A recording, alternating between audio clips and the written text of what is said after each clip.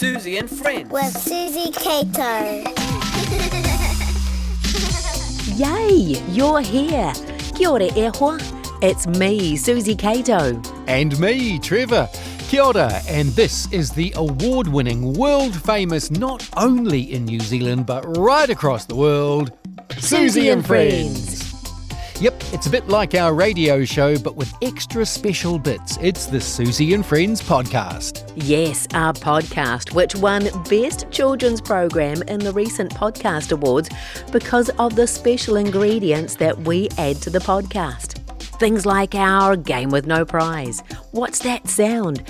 Where you listen carefully and see if you can guess the sound we're playing. And Kōrero, where we all learn te reo Māori together. And lots of cool stories written by amazing Kiwi authors. But our most special ingredient in the Suzy and Friends podcast is you. And kids just like you who share their thoughts, their jokes, their talents and their ideas. Kids just like you are our special award-winning ingredient. That is absolutely right. Kids just like the ones in the Williams-Wallace whānau who sent in today's brain teaser. In their email, they say they love the podcast and they like the jokes, and they found a joke that they thought would be a good brain teaser as well. And here it is. It's a joke that makes you think. Are you ready? Steady, go. What animal can jump higher than a building? Ooh. Now, there are lots of animals that can jump, but can you think of any animals that can jump higher than a building? That's a tricky one. Cats, like especially big wild cats like mountain lions or pumas, they can jump really high. I know that, and I know that fleas can jump the highest for its size. It can jump nearly 200 times its own height. But I don't think those are the answers, because what animal can jump higher than a building? Do you know? Well, the Williams-Wallace whānau reckon that any animal that can jump higher than a building. Because buildings can't jump. Oh, of course. That is very clever, very funny. Well done, Williams-Wallace whānau. Buildings cannot jump. You're right. Very good. So is this week's Game with No Prize. What's that sound? He aha te rātangi. Set your taringa, your ears to supersonic sound, and see if you can guess what's making this week's sound.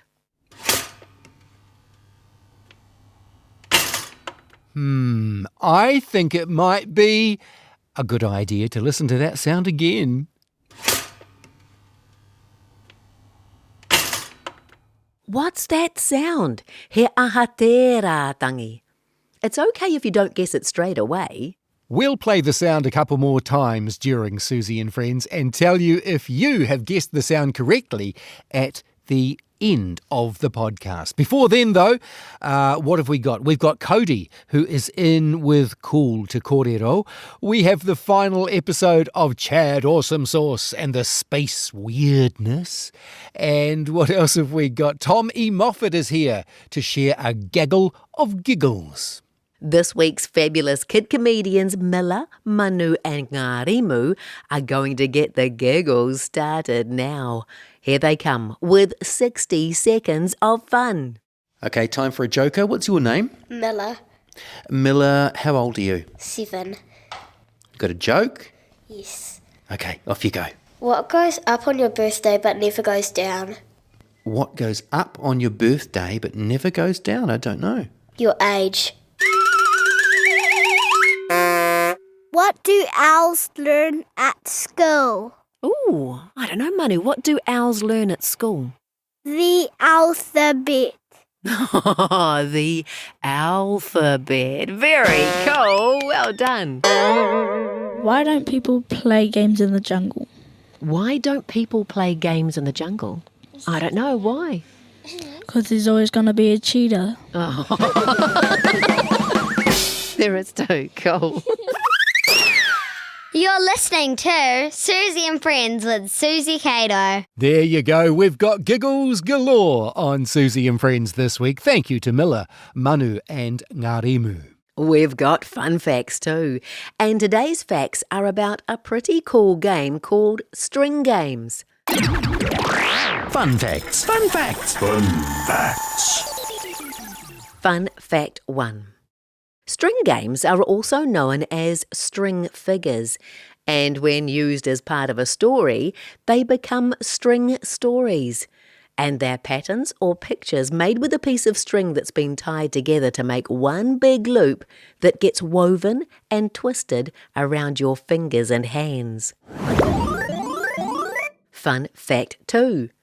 You might have seen the string figure instructions I've shared on my YouTube channel, Tree Hut TV, for making a star or a teacup or a gate.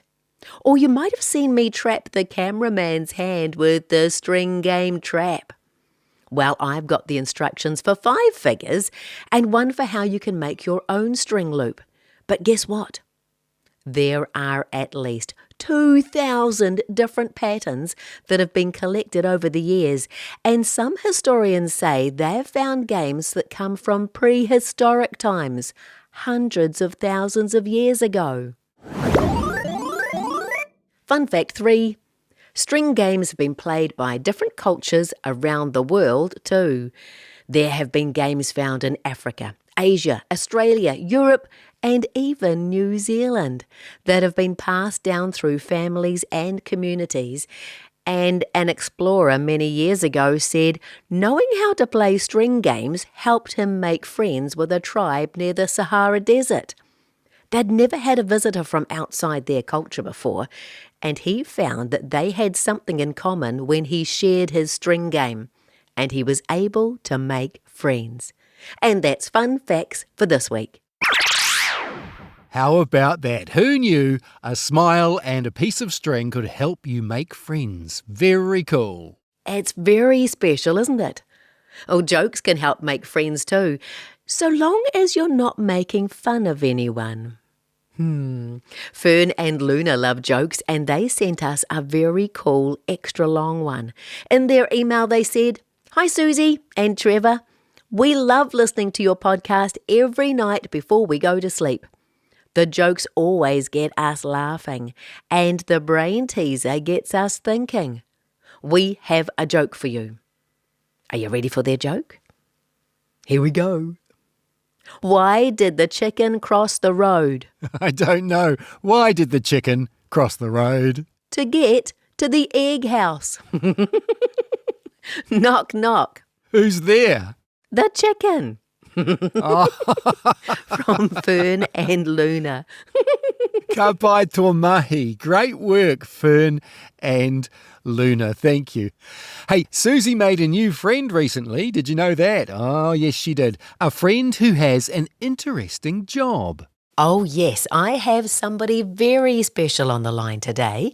Somebody who has just graduated with the license to drive an amazing vehicle. Please give a big Suzy and Friends welcome to Shannon. Kia ora, Shannon. Kia ora, everybody. How are you? Oh, very well. Just another beautiful day in Tamaki Makaurau. It certainly is. Now, tell me all about this amazing vehicle that you've just got a license for. Oh, you might have heard of it before. It's called a train, and it carries all the people around wherever they want to go, and we run it on electricity. Do we have trains all over Aotearoa? We do, yeah. You can catch a train all the way from Auckland to Wellington if you want, and then jump on the ferry, jump on a train at the top of the South Island and travel all the way down through the Alps. It's a great way to spend a few days. Definitely recommend flying back though. True. Because it's uphill, isn't it? No, just kidding. Hey, look, I was wondering, what made you want to be a train driver? It's a great question. It's very different to anything I've done before, but I heard about my uncle who was going through his school for driving trains, and he was telling me all about it, and I actually thought it sounded pretty cool. You jump in a big train and you drive people to work, to school, take them to see their family. It's really quite cool seeing who gets on and off your train, and some are regular, some not so regular. It's just about making sure that people get to where they want to go safely. What was the first train you ever drove? That would have to be my Thomas the Tank Engine on my bedroom floor when I was probably about 4 years old, around a track I had very proudly built myself. Had you ever considered being a train driver back then, as in for a job? Not at all. It wasn't until 2 years ago I realised the trains even had drivers. Oh, wow. Because you can't really see us when we zip past, and we might have tinted windows, and there's electricity involved. Thought there might have even been just someone with a computer somewhere controlling them all. But nope, there's someone in every train, usually more than one person. Just one driver and then someone else looking after the passengers.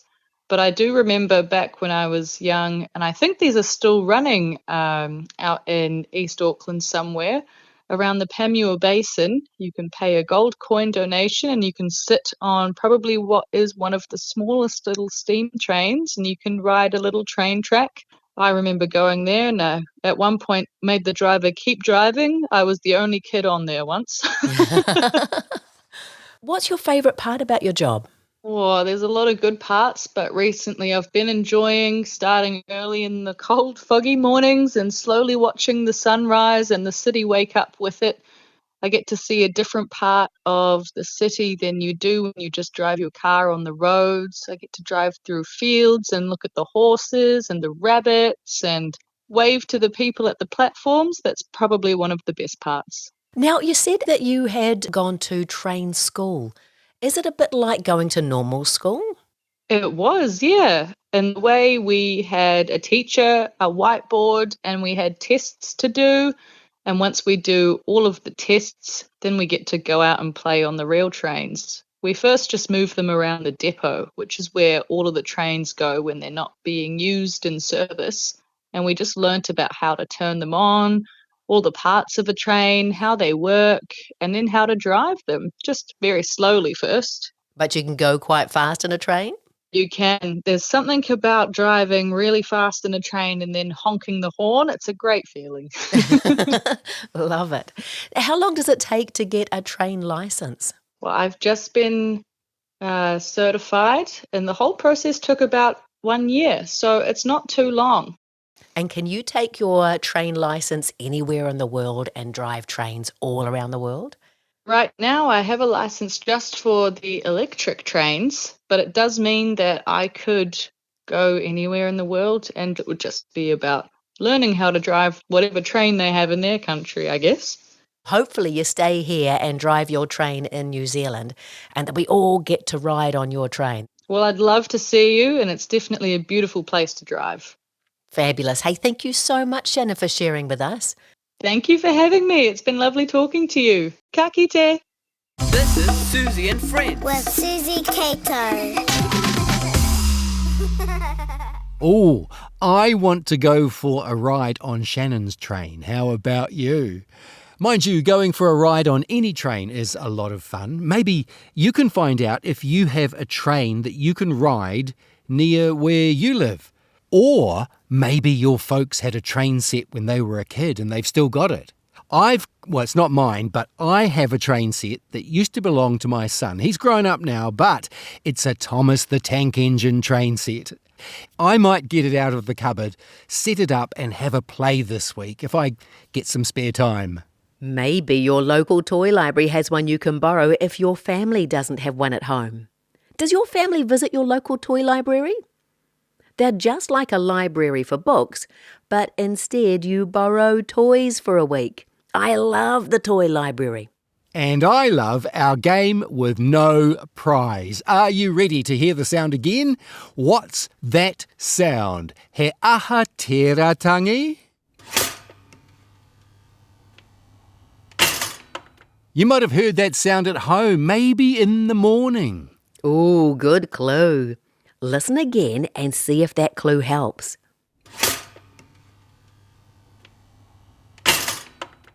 We'll give you one more chance to listen to the sound at the end of Suzy and Friends, and then we will give you the correct answer. If you get it right, you can give yourself a big pat on the back and a round of applause. And if you don't guess it, that's okay.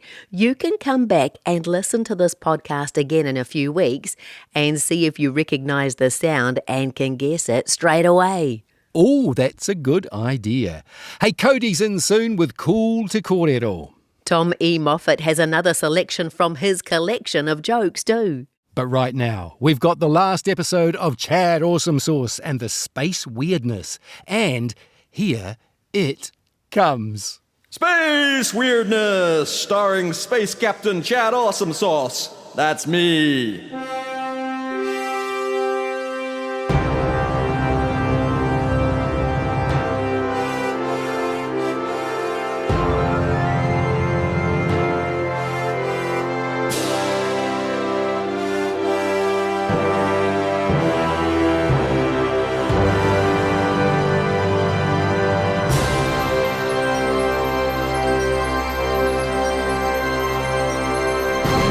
When we last left the intrepid crew of the Dandelion, they were en route to rendezvous with one of the most mysterious objects in the whole universe, a mighty black hole.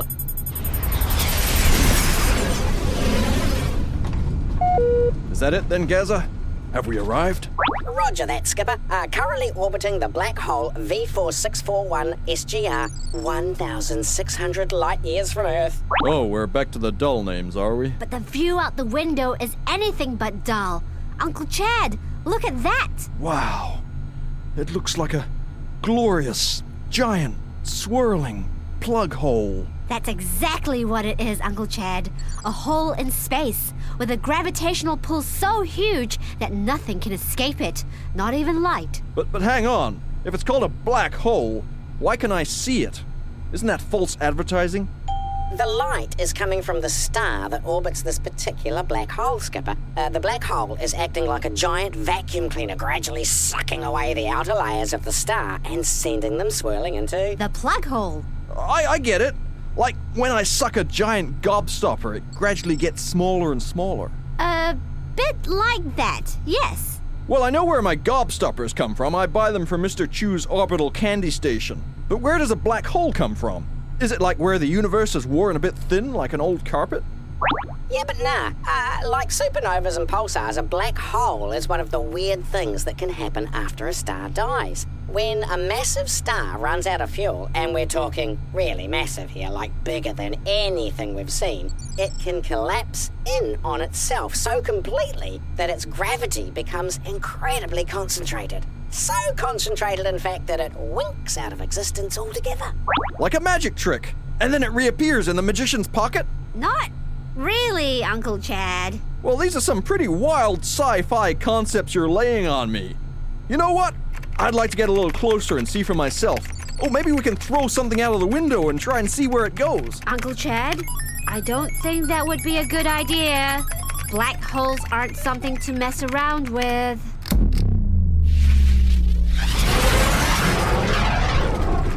I think that might be far enough, Skipper. We don't want to get too close to the event horizon. Absolutely not. That movie was terrifying. No, Uncle Chad. The event horizon is like the edge of the black hole. Anything that crosses that edge is caught in its gravitational pull and will never be able to escape. Yes, about that. Now, when I suck on a gobstopper, I know where all the sugary goodness goes. It goes right down to my stomach. But when a black hole swallows something, where does that go? That's just the thing, Uncle Chad. No one knows. Some people think that a black hole could open up a tunnel to another part of the galaxy, another time, or even an alternate universe. An alternate universe? You mean if we fly into this black hole, we might be able to travel to a universe where I'm Batman and I ride a unicorn to work? Or the intense gravity might just stretch us out thousands of kilometers from our head to our toes. That's also a possibility, huh? Uh-huh. Uh-huh. So we should probably back off a little bit then. Uh-huh. Uh-huh.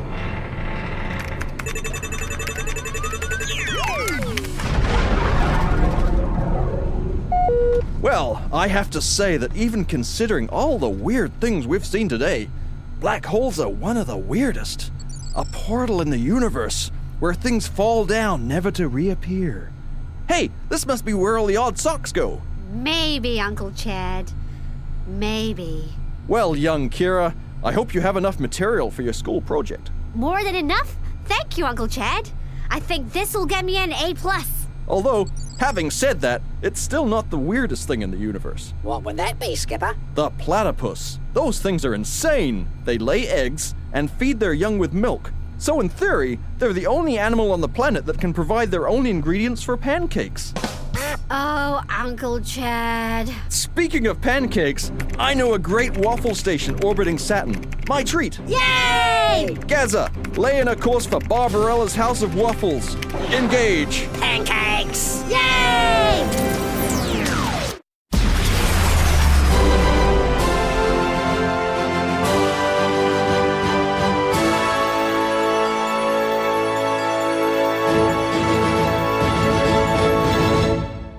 And that was the last episode of our story, Chad Awesome Sauce and the Space Weirdness.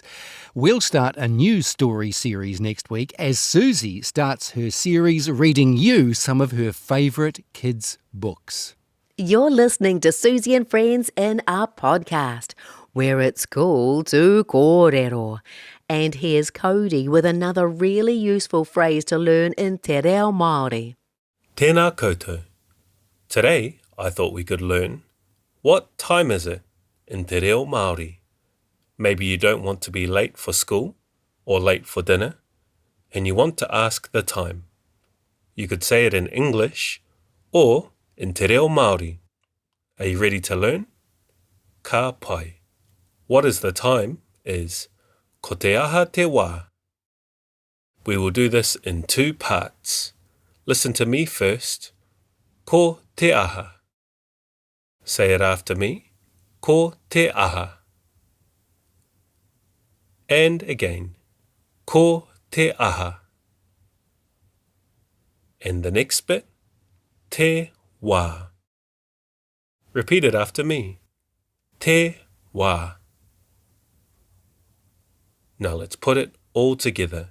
I'll say it first, and then you repeat it. Ko te aha te wā. One more time. Ko te aha te wā. Ka pai tō mahi. Good job. And that's it for now. I'll have more cool to kōrero on the next Suzy and Friends. Ka kite. Kia ora, Codi. Thank you very much. That is a handy phrase to know. Hey, Suzy, ko te aha te wā? What time is it? Oh, that's easy. It's time for Tom E. Moffat and his gaggle of giggles. This week, he's chosen 3 jokes from his colossal collection that are all about food. Let's see what's on the menu today. Kia ora, my name's Tommy Moffat and I write jokes and funny stories for kids.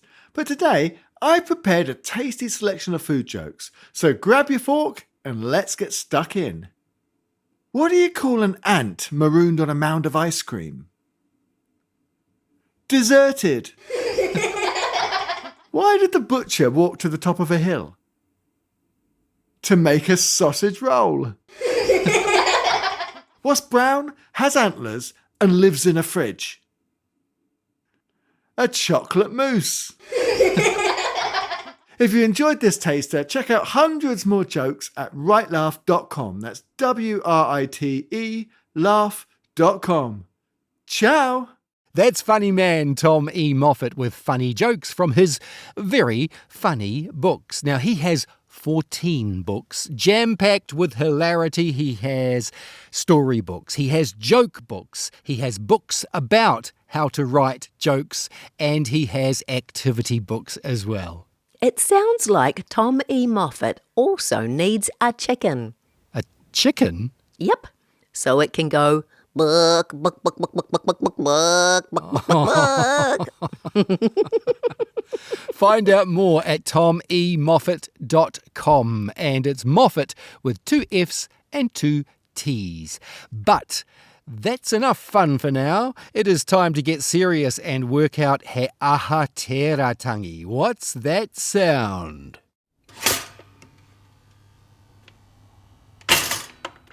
Okay, remember it's a sound you might hear at home in the mornings. Around breakfast time. It's the sound of a toaster popping up. That's a sound you'll hear at my house most mornings. How about at your house? Maybe you have toast for breakfast. Maybe with peanut butter, or jam, or Marmite, or Vegemite, or avocado, or an egg. I love toast with peanut butter. But you know what? Best of all, I like egg on toast. How did you get on guessing what's that sound for this week? If you got it right, give yourself a pat on the back. Or if you're all snuggled up in bed already, maybe gently clap your toes together under the blankets. And if you didn't get it, clap your toes together anyway for giving it a go. And listen out for that sound next time your whānau is using a toaster. Maybe your toaster sounds different to ours. A great big thank you to everyone who was part of Suzy and Friends today, including all the amazing tamariki just like you. Thank you to this week's kid comedians, Milla, Manu and Ngarimu, to Fern and Luna for their jokes, and the Williams-Wallace whānau for the brain teaser. Thanks Peter, Huiling and Milla for the Chad Awesome Sauce story, Tom E. Moffat for all the cool jokes, and Shannon for telling us what she loves the most about being a train driver in Tamaki Makaurau, Auckland. A huge thank you to the team at New Zealand On Air and the amazing crew at RNZ. But our biggest thank you goes to you. Thank you for joining us. Kia ora e hoa. Remember, if you would like to share a joke or a story, or you've got an idea about something you'd like to hear on Suzy and Friends, email suzy@suzy.co.nz or go visit our website, suzy.co.nz. Gotta go. Ka kite. We'll meet you here next week for more Suzy and Friends fun. Ka kite. Goodbye, my friend. This is Suzy and Friends with Suzy Kato.